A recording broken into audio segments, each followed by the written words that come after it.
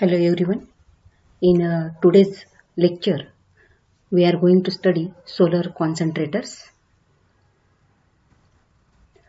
Solar concentrators is a system for concentrating solar energy. The temperature of fluid ranging from 40 to 100 degrees Celsius in a flat plate collector. But when high temperature is required, means higher than 100 degrees Celsius is required, then it becomes necessary to concentrate the radiation, and which is done by the focusing or concentrating collector. Means in short, when we require high temperature, then we have to use concentrator. The concentration of solar radiation is using a reflecting mirrors or lenses. So in case of concentrating collectors, the temperature is increased due to mirrors or lenses. The optical system concentrates the solar radiation on absorbers, which is surrounded by a glass or a transparent cover. And due to this optical system, certain losses are compensated, such as heat loss, radiation loss, etc., by concentration of incident flux on absorber plate of small area. The absorber area of concentrated system is smaller than a flat plate collector system. Only beam radiation is collected in focusing collectors. The concentrators can be used for electric power generation. Concentrators uses lenses called Fresnel lenses, which make a large area of sunlight and direct it towards a specific place. Concentrating collector consists of collector and receiver. Means concentrating collector is a combination of collector and receiver. Collectors are oriented to track the sun so that beam radiation will be directed on the absorbing surface.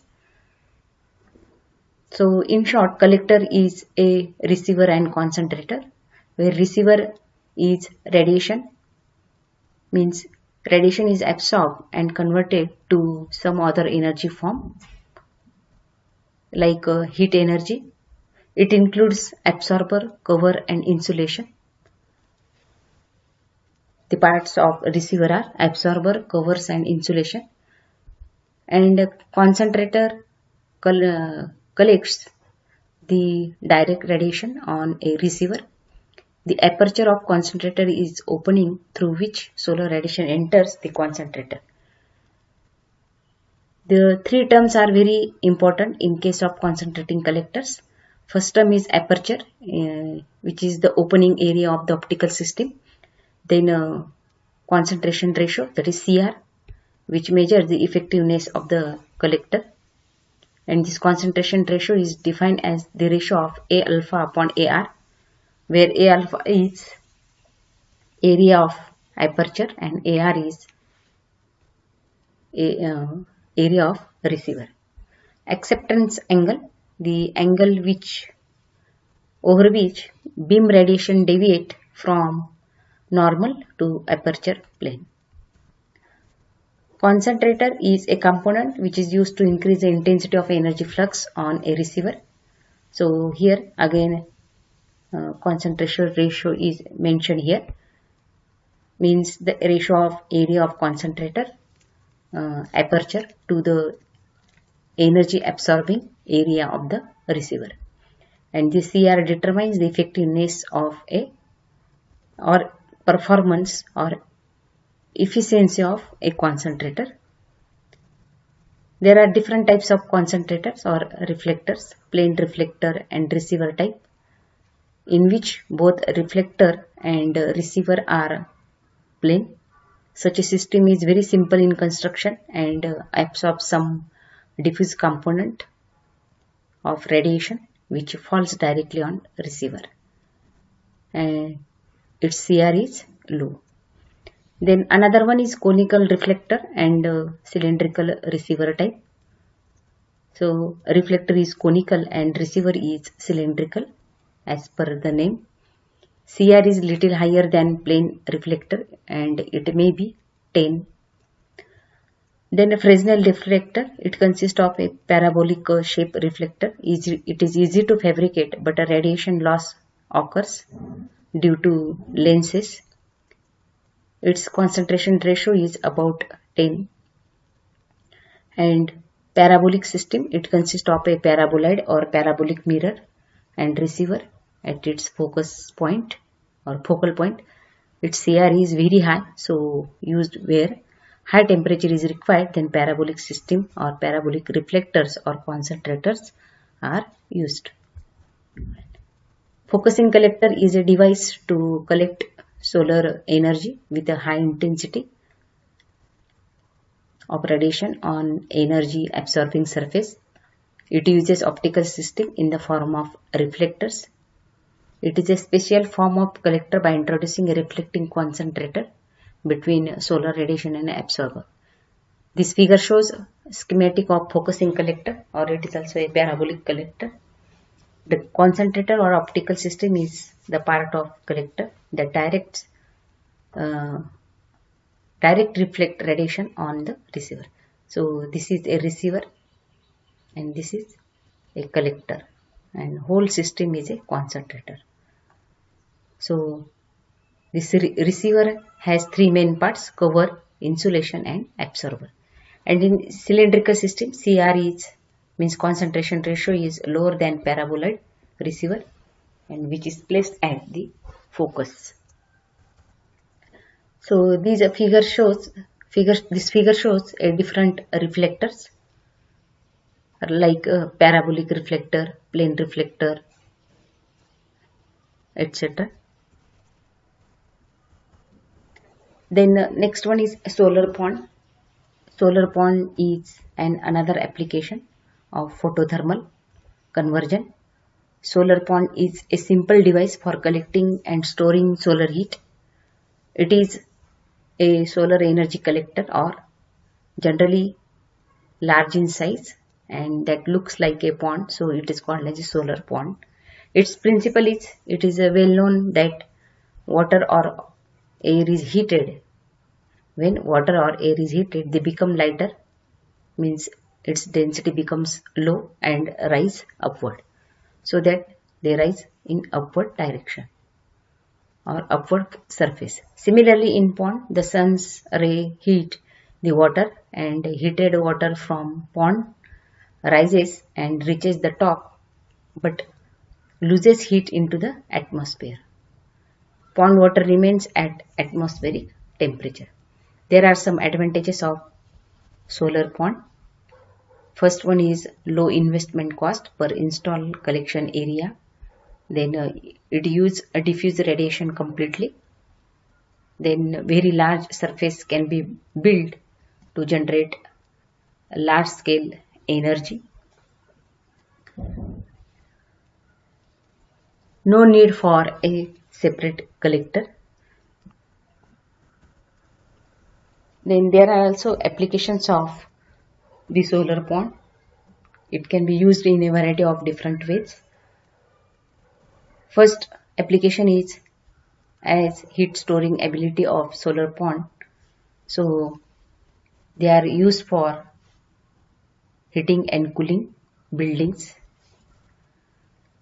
They are also used to generate electricity and used for desalination purpose, as the low cost of this thermal energy can be used to remove the salt from water, and that can be used for drinking purpose or irrigation purpose. Solar ponds may be classified as convecting solar pond and non-convecting solar pond. Then another topic is wind energy. So wind power is of course of a form of solar power or solar related power. It is sometimes called as solar related power, and wind is nothing but the movement of air under pressure difference. Wind is caused by two factors that are absorption of solar energy on Earth's surface and in the atmosphere. And second one is rotation of Earth about its axis and its motion around the sun. So alternate cooling and heating cycle occurs and the pressure difference is created. So air is caused to move. Means wind energy is indirect form of a solar energy.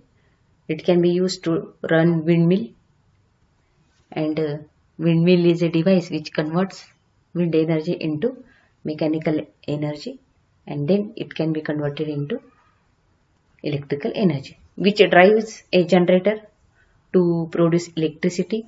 This energy can be used for grinding grains, driving pumps, for washing, then drinking water, and for agricultural purpose.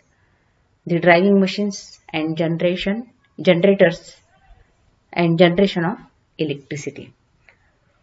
But windmills are used mostly in Netherlands and Denmark, where high velocity wind is available in large quantity.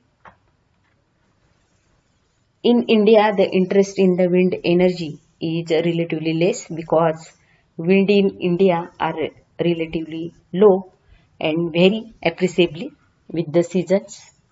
For India, wind speed value lies between 5 km per hour to 15 to 20 km per hour.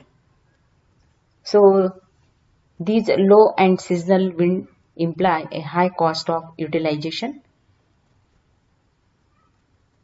Therefore, to use these low and seasonal wind mills, it requires high cost.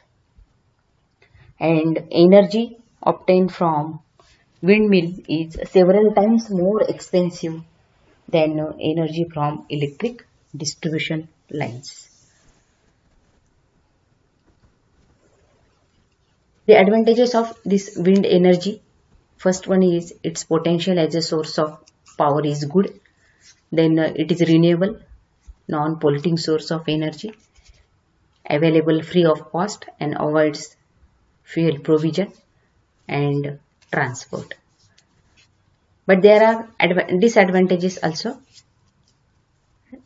First disadvantage is dilute. Wind energy is a dilute and fluctuating in nature. Then it needs storage device. The windmills or systems are noisy in operation, and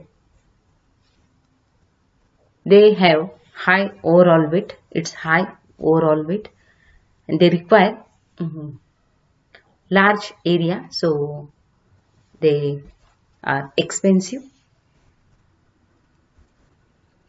Then the power from the wind. How we can obtain the power from the wind? For that, we have to learn some mathematical equations. The power in the wind can be calculated using the concept of kinetics. Windmills work on the principle of converting kinetic energy into mechanical energy. So, the power is defined as energy per unit time, that is P is equal to E by T. And we know that kinetic energy of a particle is 1/2 mv square, where m is mass of air molecule, v is volume of air passing in unit time through an area A with velocity A into v. As m is mass of air molecules and rho is density of air, then K is equal to kinetic energy is equal to 1/2 m into v square, which becomes 1/2 rho A into v square, because we know that density is equal to mass upon volume. So mass is equal to density into volume. So it is rho A v into v square as it is. So it becomes 1/2 rho A into v cube, means we get power is equal to 1/2 rho A v cube in watts.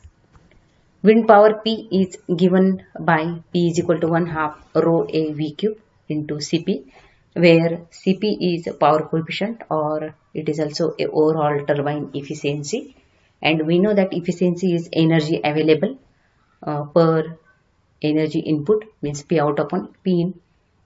So fraction of available energy that is converted is called power coefficient. Therefore, P out is equal to Cp into P in. From our equation we can write as and we know value of Cp here, that is P output is equal to 1/2 rho A V cube into Cp, as P out is equal to, so we get P out is equal to K into V cube, means we can write value of K is 1/2 rho into Cp. In practice, the wind power is measured by windmill type devices or anemometers.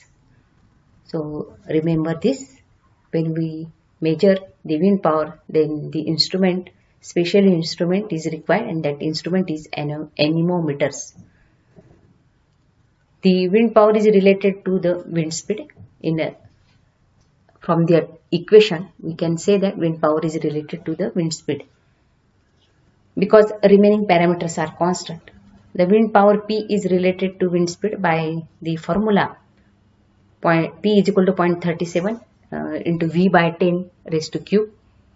So we can say that the power or energy is directly proportional to the cube of wind speed. This wind speed may vary from day to day and from season to season.